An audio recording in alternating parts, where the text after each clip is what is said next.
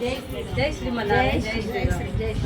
మన ఈ శ్రీ ఆది మహాలక్ష్మి గోదా సమేత వెంకటేశ్వర స్వామి దేవస్థానం నందు ఈ రామక్రతువు రామస్తూపం నిర్మాణం చేసి దాదాపు 9 సంవత్సరాలు దాటింది. అప్పటి నుండి కూడా శ్రీమతి భాగ్యలక్ష్మి గారు మన భద్రాద్రి రాముడికి శ్రీరాముల వారికి కళ్యాణానికి గోటి తలంబ్రాలు ఎలా సమర్పిస్తారో ఆ విధంగా మన దేవాలయంలో కూడా శ్రీరామనవమి రోజు శ్రీ సీతారాముల వారి కళ్యాణం రోజు కూడా చేయాలని సంకల్పం తీసుకున్నారు. దానికి అనుగుణంగా మన మహిళా భక్తులందరూ కూడా ఇక్కడ ప్రతి సంవత్సరం 9 సంవత్సరాల నుండి నిర్విఘ్నంగా ఈ కార్యక్రమాన్ని చేస్తున్నారు. ప్రతిరోజు చాలా ఉత్సాహంగా భక్తి శ్రద్ధలతో సంతోషంతో ఆనందంతో నిర్వహిస్తున్నారు. చాలా సంతోషం అనిపిస్తుంది. తర్వాత ఈ సంవత్సరం కూడా ఇదే విధంగా ఇక్కడ ఈ కార్యక్రమాన్ని చేస్తున్నాము. ఈ శ్రీరామనవమి రోజు ఈ తలంబ్రాల్లో మంచి ముత్యాలతో అర్చక స్వాముల వారికి సమర్పిస్తారు. అందరికీ ఆ శ్రీ రామచంద్ర వారి కృపా కటాక్షాలు కలగాలని కోరుకుంటున్నాం. అందరూ బాగుండాలి, అందులో మనందరం ఉండాలి. జై శ్రీరామ్. జై శ్రీరామ్.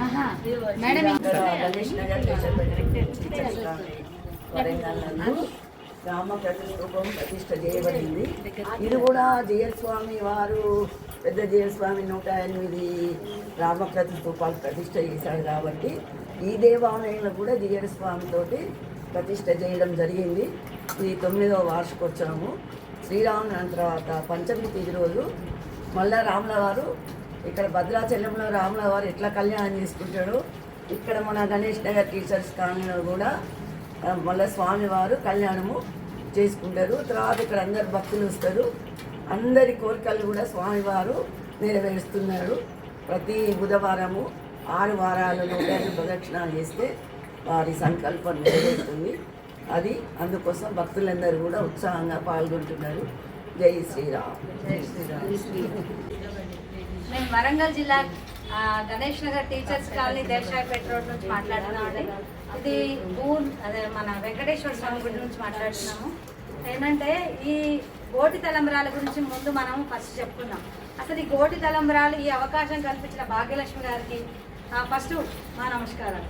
ఏంటంటే ఈ అవకాశం ఏంటంటే ఆవిడ ఒక 9 సంవత్సరాల నుంచి అనుకుంటా, నాకు కూడా అంత పెద్ద ఐడియా లేదు. ఆవిడ ఏం చేశారు, ఈ మహిళలందరినీ అందరికీ చెప్పి వాళ్ళందరినీ కేవలం దేవాలయానికి ఇది ఇంటింటికి అక్షతలు ఇవ్వటం, ఆ ఒడ్డలు ఇవ్వటం అలా కాకుండా కేవలం అందరూ మహిళలందరూ దేవాలయానికి రావాలి, చక్కగా అందరం ఇందులో పార్టిసిపేట్ చేయాలి. ఈ అందరికి కూడా ఈ అవకాశం కావాలని చెప్పి ఆవిడ ఏం చేశారు, అంత శ్రమ ఓడ్చి ఇంత ఎండాకాలం కూడా ఆవిడ మంచిగా చక్కగా వస్తూ అందరినీ కలిపి ఈ దేవాలయానికి వచ్చి రోజు మేము గోడి తలంబ్రాలు తీస్తున్నాము. ఫస్ట్ అసలు ఏంటంటే ఈ గోడి తలంబ్రాలు ఎక్కడి నుంచి మొదలయ్యాయంటే ఉభయ గోదావరి జిల్లాలో, తూర్పు గోదావరి జిల్లాలో అక్కడ కొంతమంది అక్కడ కేవలం పంట సాగు చేస్తూ అక్కడ కొంతమంది ఏమైనా గోడి తలంబ్రాలు తీసి కేవలం పాదయాత్ర చేస్తూ ఎప్పటి నుంచి స్టార్ట్ చేస్తారంటే ఈ గోలి పౌర్ణమి నుంచి వాడు అక్కడ నుంచి స్టార్ట్ చేసేసి అవి స్వామివారికి ఆ తలంబ్రాలు భద్రాచలం దాకా తీసుకురావడం ఒక ఆనవాయితీ. అలాగే ఇక్కడ ఏమైనా గుంటూరు జిల్లా తెనాలి దగ్గర నుంచి కూడా 800 క్వింటాల సాగు చేస్తున్నారు. అది ఈ మధ్య కాలంలో చాలా మహిళలు అడగడం వలన ప్రతి జిల్లాకి ఈ వడ్లు చేర్చడం జరుగుతుంది. ఆ విధంగానే ఇక్కడికి కూడా మాకు కొన్ని వడ్లు వచ్చాయి. సరే మేమేమంటే అందరం కలిసి చేస్తున్నాము, ఇక్కడ బాగుంది. కాకపోతే మేము మా రాములవారి తలంబ్రాలకు సీతారామ కళ్యాణం రోజు, అలాగే మన రామస్తూపము ఏర్పడిన రోజు కూడా పంచమి తిథి రోజు కూడా మాకేంటంటే ఆ రోజు కళ్యాణం జరుగుతుంది. ఆ రోజు మాకు మళ్ళీ మా వెంకటేశ్వర స్వామి బ్రహ్మోత్సవాలు ఉంటాయి. ఆ రోజు కూడా మేము ఈ గోటితో తీసిన తలంబ్రాలను మళ్ళీ అలాగే మా శివయ్య వార్షికోత్సవం నాడు కూడా ఎప్పుడైతే ప్రతి ఈ 4 సంబంధించిన వాటిని మేము ఏం చేస్తే ఈ గోటితో తీసిన తలంబ్రాలనే మేము చాలా ఆర్భాటంగా మంచిగా ఉన్నతంగా తల మీద పెట్టుకొని గుడి చుట్టూ ప్రదక్షిణం చేసి మహిళలందరం పాల్గొని చక్కగా ఆనందంగా మన ఇంటి కళ్యాణం లాగా అంతకంటే ఎక్కువ రాముల వారి కళ్యాణం చేసుకుంటాం. జై శ్రీరామ్. జై శ్రీరామ్. జై శ్రీరామ్.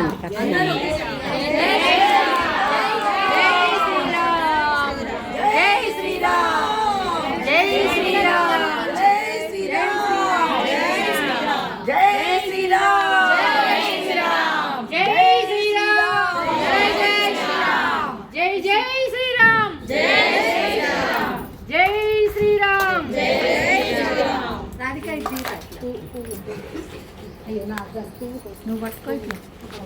అది 2 పెట్టండి తర్వాత